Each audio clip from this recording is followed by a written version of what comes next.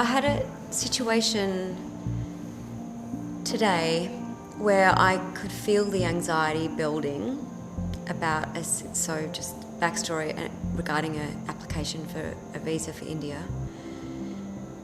I knew today when I sat down to the computer that it wasn't going to go through. Right. I just had this, I was so anxious this morning because I just kind of, there was just this is just another block. Mm-hmm. And so obviously that continued, and then I had a big meltdown a few hours ago, building into, probably the biggest release of in that kind that I've had for a while. So my question is, in the past also this has happened where recently my most intense anxiety moments is fearing something that actually happens, like and this same thing happened last year when all this other, I knew that my last trip was going to be difficult, and it was. So and then I went through all the fear and the anxiety and the release before I even went. This is a different scenario completely, and it doesn't feel like that at all. But I was just sitting here thinking of the similarities in that what I'm trying to say is, there's all this talk about we create our own reality by manifesting our thoughts, and our thoughts create, the fear, and then that actually comes true. So there's one thing, but I don't feel that in this case. Like, it feels like I knew that this was building, mm-hmm. and I just had to go through it. Mm-hmm. So is that what I've experienced? I would say that would be the most accurate take on the thing. Mm-hmm. Yeah. So the anxiety building up to this morning, knowing I was waiting 7 days to try again, and I just sat at the computer with just, after like chanting to Ganesha, doing everything right, just going, I could not settle the anxiety because it was like I knew that actually I was going to get another block. Yeah. I mean, so just to create a little bit more context, Lisi's talking about trying to get her visa to go to India to start the 1-year teacher training that I'm running. By the way. Pardon? It just went through. Yeah. You knew. Yeah. Because I think you wouldn't be very good right now. No, I wouldn't. You walked in feeling light, so I'm like, oh great, it went through. Yeah. So, everybody that's preparing for this training is going through some kind of thing. Yeah. This is your thing. Yeah. And nature's intelligence has a remarkable way of orchestrating all kinds of circumstances in order to prepare us. It's like a warm-up, if you like, just letting go, just getting ahead of the curb on the whole sort of releasing of stuff. It's a very rigorous training over 12 months, and it starts and finishes with a very intensive program that essentially is just industrial grade stress release, just pure wringing the nervous system out. And what generally happens when people sign up for stuff like this, the program starts like when they press register, so as soon as you get the application letter back saying congratulations, it just starts happening. And it's great. Because that's what you're signing up for, is just, what was lodged in your nervous system was just some old thing that just needed to come out. When you look back on it in a week, you'd be like, wow, I really freaked out over that. Yeah. It's irrational, but there it is. Yeah, and it was like answer when Andrew's going, just calm down, babe, it's all right, you've still got 3 weeks, and I could not get it together. Could not. But it had nothing to do with the application. It's just, It's fascinating. Yeah, and it's just a thorn to remove a thorn. All of these circumstances that we find ourselves in life that are prickly and not nice, but cause us to deeply reflect and ultimately upgrade, letting go of some unsustainable behavior or way we see ourselves, where we upgrade it. It's just beautifully designed by divine intelligence, just to come and pop it out. And so given that, is it worth trying to find out what the lesson is. Because last week I tried to think, this is just about surrender. It's not a lesson. It's not a, I mean, we talk about, the universe is testing me, or it's teaching me. It doesn't quite work like that. The deeper narrative is that you are already the highest intelligence at some layer of your consciousness that you haven't yet fully stabilized. You may have certainly experienced glimpses of it, if not nice moments of it. So if we're learning anything, we're learning how to unlearn, to reveal what's already there. What we're revealing is the highest state of knowingness, which is our nature. The very fabric of our being is intelligence. We don't have intelligence, we are intelligence. That is what we are. And in this process of refining our nervous system, our brain and our senses to detect ever-increasing subtlety, what we're doing is we're just piercing through the layers of conditioning that veil that experience of ourself.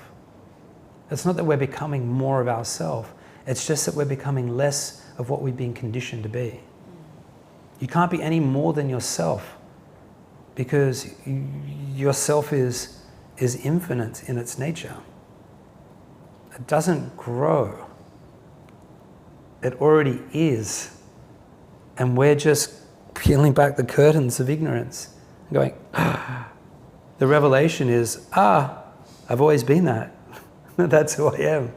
When we really wake up to ourselves, it's no surprise. It's not like, it's like, yeah. And what's more of a surprise is, it's astounding that I could have ignored that for so long. How was I choosing not to see myself in that? So, people, the term, the universe is testing me. It's a very anthropomorphic way of looking at things, like human-centric way of looking at things. All the universe is ever doing, all the divine is ever doing, is conspiring constantly as a part of its spontaneous program to lead your consciousness into ever-expanding states of awareness of your own nature. And we can interpret a set of circumstances as a test. But that narrative is just a condition of our human consciousness. The set of circumstances we're revealed were just there as an opportunity for you to see more deeply your nature and to either act upon it or not. And if you chose not to in that moment, the universe is not going, failed. Right, we need a tougher test. To the angels, yep, bring the doozy out. It doesn't work like that. Karma is not a test. It's just the context by which we evolve. How infinity operates within boundaries and evolves within a narrative. We need some kind of guardrails and structure for how we move through lives. And how we keep releasing to just reveal our true nature. Yeah, it's the context for our experience, but it's not a test. And all we're doing by the way we respond to whatever it is that is being presented to us as circumstance is simply an opportunity. And then we broadcast our state of consciousness by the way in which we respond. And as we broadcast that, we're communicating where we're at. And then nature is busy orchestrating the next beautiful moment that is beautifully correlating with directly what it is that you've just said, you've just announced where you're at. And there's no hiding it, there's no pretending it, there's no anything, there's no fooling divine intelligence. We can fool each other, So then, what's our role in it then? Is our role to, say, for example, if it's all happening, is our role still to, say, practice the golden sequence, for example, and surrender and feel Correct. and do all that? So which is what I tried to do, but it still blew up, like, big time. But I can reflect on it, but is that all we need to do? Our role is to hand ourselves over to the divine. Yeah. And what I mean by that is to remove whatever obstructions, false ideas and beliefs about who we are, the disturbances, the trauma in the nervous system, to resolve it, to clean it out, so that that frequency of divinity can rise up in us and acquire us, because that's what spontaneously occurs. When we make space, you can have a glass floating in a body of water. And if it's just bobbing there, the integrity of the structure is going to ensure that that water doesn't get in. But if you submerge that glass just a millimeter beneath the surface, that glass becomes full. So we expose ourselves to the source of that water. The name of the game is to let it flood us, to be flooded. And so, this is why we meditate. We allow our hardware, the mind and the brain and the nervous system, to de-excite, to create space. We submerge the faculties of consciousness, our physiological faculties of consciousness, submerge it into a deep, coherent unboundedness, a restfulness. And what we're doing is we're inviting the flooding of this deeper divine consciousness to come in and have its way, flush us out. And it's a big process, lifetimes, which is not that much considering how many lifetimes we've spent making a mess of it. Yeah, relatively speaking, it all happens pretty quick. There are two things that I'd like to share with you right now. The first is that if you would like to join us for these wisdom sessions, which all the videos are recorded at on a weekly basis, all you need to do is register for our newsletter below. And the second thing I want to share with you is that we offer a free 7-day transformation program that you can access at ritam.studio, which is a part of a much bigger set of teachings, discourses, courses and programs and retreats that are all available to our members. So if you're interested in taking this teaching to another level, then we welcome you over to Ritam Studio. Please join us.